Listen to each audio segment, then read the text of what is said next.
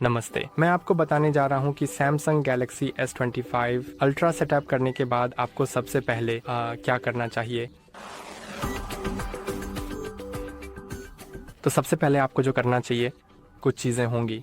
पहली चीज़ है, अगर आपने अभी तक वाईफाई से कनेक्ट नहीं किया है तो कनेक्ट करें। तो अगर आपने वाईफाई से कनेक्शन नहीं किया है तो सेटिंग्स में जाएं, फिर कनेक्शंस पर जाएं, फिर वाईफाई पर जाएं, सुनिश्चित करें कि यह सक्षम है। अब आप उस नेटवर्क चुन सकते हैं जिससे आप कनेक्ट चाहते हैं। तो मैं इस नेटवर्क का चयन करने जा रहा हूँ, फिर इसका पासवर्ड डालूंगा। अगर इसका कोई पासवर्ड है और इसे कनेक्ट करें।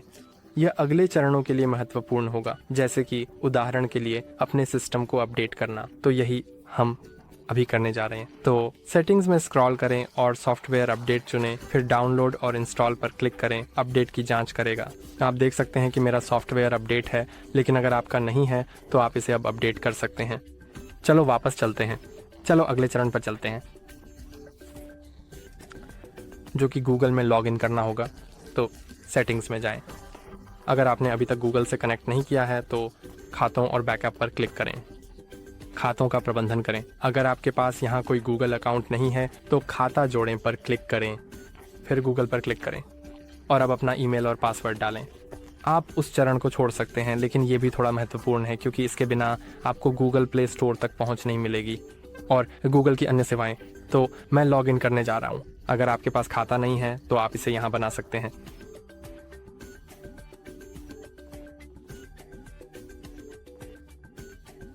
फिर मैं कैमरे का पासवर्ड डालने जा रहा हूं और अब चुनें कि इस डिवाइस का उपयोग कौन करेगा, आप या आपका बच्चा। मैं ये चुनने जा रहा हूं कि मैं इसका उपयोग करूंगा और चलो अगले पर क्लिक करते हैं, फिर सहमत होते हैं। यदि आप सेवा की शर्तों से सहमत नहीं हैं तो आप इसे नहीं जोड़ पाएंगे।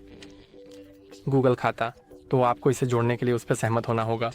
अब आप बैकअप डिवाइस डेटा को सक्षम या अक्षम कर सकते हैं। मैं सुझाव देता हूं कि इसे सक्षम करें क्योंकि यह आपके डेटा को सुरक्षित बनाएगा। और अगर आप अपना फ़ोन खो देते हैं या कुछ गलत हो जाता है तो यह बैकअप में या क्लाउड में होगा। तो मैं इसे बैकअप करने जा रहा हूँ, फिर स्वीकार करें पर क्लिक करूँगा, फिर मैं वापस जाऊँगा। और अब चलो अगले चीज़ के साथ आगे बढ़ते हैं, जो होगा ऐप्स को अपडेट कर रहे हैं। तो प्ले स्टोर पर जाएं, फिर शुरू करें पर क्लिक करें। आप अपनी खरीदारी की पुष्टि करने के लिए बायोमेट्रिक्स या पासवर्ड का उपयोग कर सकते हैं। मेरे पास अभी बायोमेट्रिक्स सेट नहीं है, इसलिए मैं पासवर्ड का उपयोग करने जा रहा हूं। लेकिन अगर आपके पास है तो आप उस विकल्प को चुन सकते हैं। मैं आपको बाद में दिखाने जा रहा हूं कि अपने बायोमेट्रिक्स को कैसे सेट करें। तो चलो पासवर्ड का उपयोग करें पर क्लिक करते हैं। और अब चलो ऊपर दाएं कोने में प्रोफाइल आइकन पर क्लिक करें और मेरे ऐप्स और गेम्स पर जाएं। अब अपडेट्स पर जाएं और सभी अपडेट करें पर क्लिक करें। अब इन्हें अपडेट करना वास्तव में बहुत महत्वपूर्ण है क्योंकि कुछ ऐप बिना अपडेट के काम नहीं करेंगे एंड कुछ कॉन ऐप्स को अधिक सुरक्षित बनाने और अधिक सुविधाएं पाने के लिए सुरक्षा सुधारों की आवश्यकता होगी। तो चलो, जब तक सब अपडेट नहीं हो जाता तब तक इंतज़ार करते हैं। और अब चलो सेटिंग्स में चलते हैं जब तक ये हो रहा है।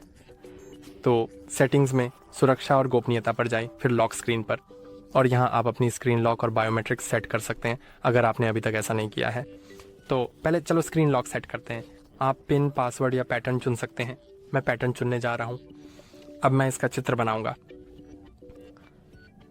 मैं फिर से कोशिश करने जा रहा हूँ। इसे कुछ अधिक जटिल सेट कर सकते हैं ताकि इसे अनुमान लगाना मुश्किल हो, और अगर कोई आपको अपना पैटर्न दर्ज करते हुए देखता है तो इसे याद रखना मुश्किल।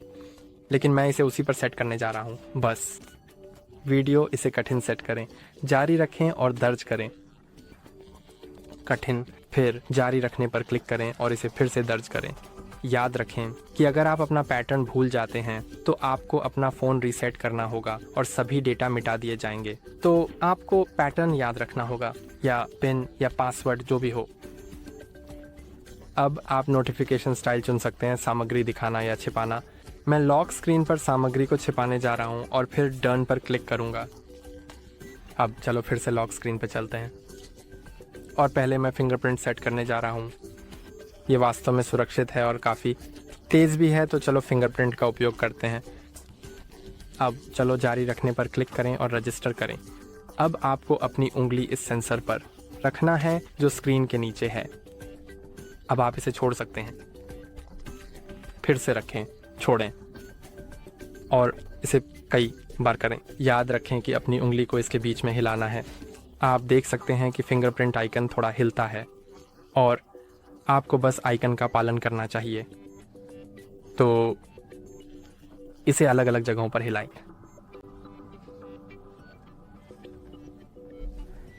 और अब डन पे क्लिक करें। फिर मैं वापस जाऊंगा और वहाँ फेस रिकॉग्निशन को सक्षम करने का एक विकल्प है। मैं वास्तव में इसकी सिफारिश नहीं करता क्योंकि ये बहुत सुरक्षित नहीं है। कुछ फ़ोन में IR सेंसर होते हैं लेकिन इस फ़ोन में यह नहीं है और यह केवल कैमरे पर निर्भर करता है। इसलिए इसे आपकी एक तस्वीर से अनलॉक किया जा सकता है या किसी ऐसे व्यक्ति द्वारा जो आपसे मिलता जुलता हो। इसलिए मैं वास्तव में इसकी, अगर आपको इसकी ज़रूरत है, अब कंटिन्यू पे क्लिक करें, फिर रजिस्टर पे क्लिक करें। अब आपको अपने फ्रेम को फ्रेम की ओर रखते हुए स्थिति में लाना है। फिर आपको इसे ऊपर और फिर नीचे करने के लिए कहा जाएगा और ये सेट हो जाएगा। तो चलो इसे करते हैं। तो बस अपने चेहरे को ऊपर नीचे करें, जो भी हो, और ये सेट हो गया। अब मैं अपनी स्क्रीन अनलॉक करने जा रहा हूँ और आपको अपने डिवाइस को अनलॉक करने के ये तरीके दिखाऊंगा। तो पासवर्ड, स्क्रीन, पिन या पैटर्न से अनलॉक करने के लिए बस ऊपर की ओर स्वाइप करें, फिर इसे दर्ज करें। फिंगरप्रिंट से अनलॉक करने के लिए आप सेंसर पर टैप कर सकते हैं या अगर यह लॉक है तो आप बस सही जगह पर टैप कर सकते हैं और आप देख सकते हैं कि यह अनलॉक हो गया है। और चेहरे से अनलॉक करने के लिए बस पावर बटन पर क्लिक करें, कैमरे की ओर देखें और आप देख सकते हैं कि यह अनलॉक हो गया है। तो चलो अगली चीज़ पे चलते हैं जो होगी हटाना कुछ बोटवेयर। इसमें ज़्यादा कुछ नहीं है लेकिन एक वन ड्राइव है जिसे अगर आपको ज़रूरत नहीं है तो आप बस दबा कर रख सकते हैं। और मुझे इसे अनइंस्टॉल करने का विकल्प नहीं दिख रहा, तो आप बस इसे डिसेबल कर सकते हैं। हालांकि मुझे लगता है कि इसे अनइंस्टॉल करने का एक विकल्प होना चाहिए, तो अगर आपके पास है तो बस इसका इस्तेमाल करें। मैं इसे डिसेबल करने जा रहा हूँ। फिर फेसबुक, अगर आपको इसकी ज़रूरत नहीं है तो आप इसे अनइंस्टॉल कर सकते हैं। अगर आपको ज़रूरत है तो आप इसे यहाँ छोड़ सकते हैं। और मुझे लगता है कि ये सभी ऐप्स हैं जो वास्तव में महत्वपूर्ण नहीं हैं। तो चलो अगले कदम आगे बढ़ते हैं जो है आपकी स्क्रीन बाईं ओर नीचे स्लाइड करना। नोटिफिकेशन सेंटर खोलें। आप देखेंगे कि अपने डिवाइस को सेटअप करना समाप्त करें विकल्प है, उस पर क्लिक करें। और अब हम सेटअप के कुछ अंतिम चरणों को पूरा करने के लिए आगे बढ़ेंगे।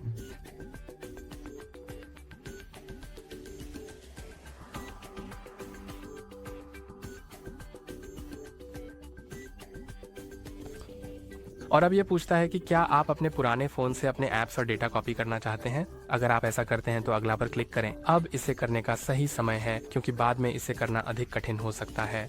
हालांकि ये अभी भी संभव है तो इसके बारे में ज़्यादा चिंता ना करें, लेकिन मैं कॉपी ना करें पर जा रहा हूँ। यदि आप ऐसा करें, इसे अभी कर लें।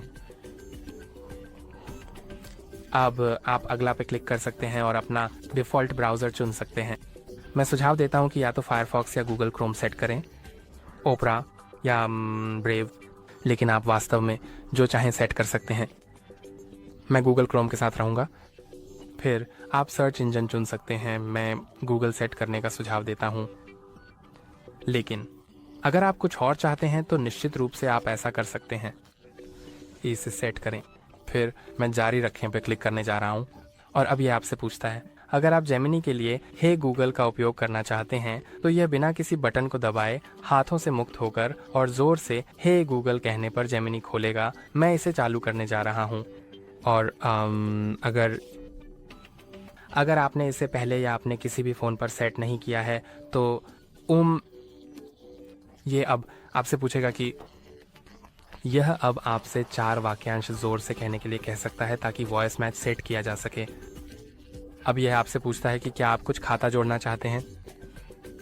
यह फ़ोन पर कुछ सुविधाओं के लिए आवश्यक है दुर्भाग्यवश। तो अगर आप साइन इन करना चाहते हैं तो आप इसे अब कर सकते हैं। मैं मेरे पास खाता नहीं है पर क्लिक करने जा रहा हूँ। फिर इसे सेटिंग्स में बाद में सेटअप करने के लिए बस इसे छोड़ने के लिए फिर मैं छोड़ें पर क्लिक करने जा रहा हूँ। और अब सेटअप का ये हिस्सा पूरा हो गया है। तो चलिए सेटिंग्स में अगली चीज़ पर चलते हैं जो बैटरी ऑप्टिमाइजेशन होगी। बैटरी पर जाएं, फिर बैटरी सुरक्षा पर जाएं और आप इसे सेट कर सकते हैं। सुनिश्चित करें कि यह चालू है। यह चालू होना महत्वपूर्ण है, हालांकि केवल चालू नहीं बल्कि अनुकूली पर भी सेट किया गया है।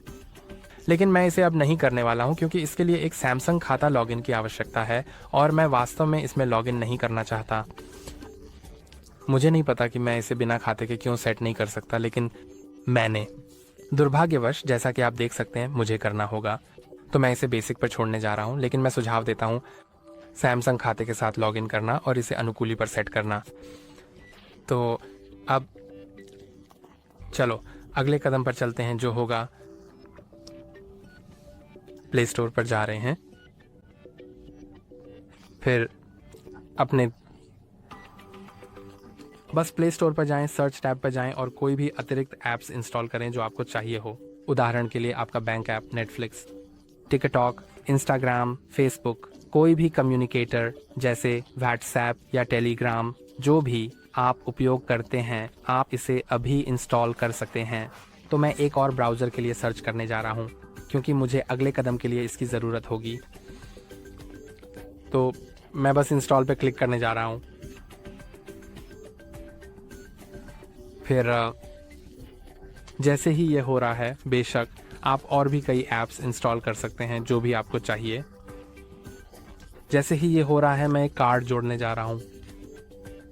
तो मैं आपको एक कार्ड कैसे जोड़ना है ये दिखाने जा रहा हूँ। या नहीं, रुको, वास्तव में चलो अब सैमसंग स्टोर पे चलते हैं और यहाँ मैं आपको सुझाव देता हूँ, अगर आप साइन इन करना चाहते हैं तो साइन इन पर क्लिक करें।